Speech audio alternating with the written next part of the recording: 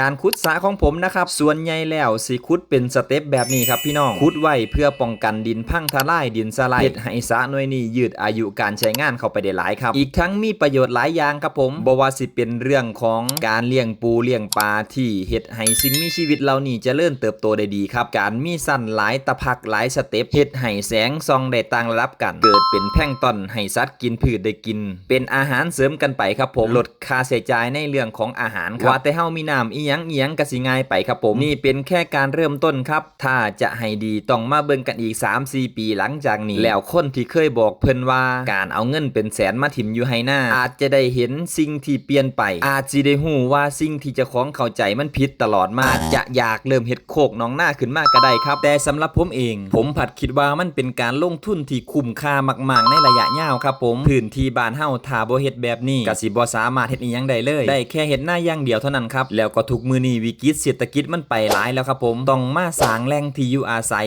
แหล่งที่มีความมั่นคงทางอาหารให้เจ้าของครับเกิดปัญหาเกิดวิกฤตเกิดโรคระบาดเฮาจึงสิมีชีวิตอยู่รอดได้ครับผมโดยที่เป็นการพึ่งพาเจ้าของครับสำหรับมื้อนี้ลุ้นอาจจะเว้าหลายในจักหน่อยเว้าถูกเว้าผิดขออภัยด้วยครับเด้อเพราะนี่เป็นเพียงความคิดของผมเองเท่านั้นครับไว้มีคลิปสาระดีๆสิเอามาเผยแพร่ให้พี่ให้น้องได้เบิ่งกันอีกเทื่อนึงมื้อนี้ไปแล้วครับพี่น้องเห็นว่าคลิปนี้ได้ความรู้มีสาระหรือว่าบ่ดีจังใดคอมเมนต์เข้ามาให้ลุ้นได้อ่านในเด้อครับพี่น้องครับไปแล้วครับสวัสดีครับ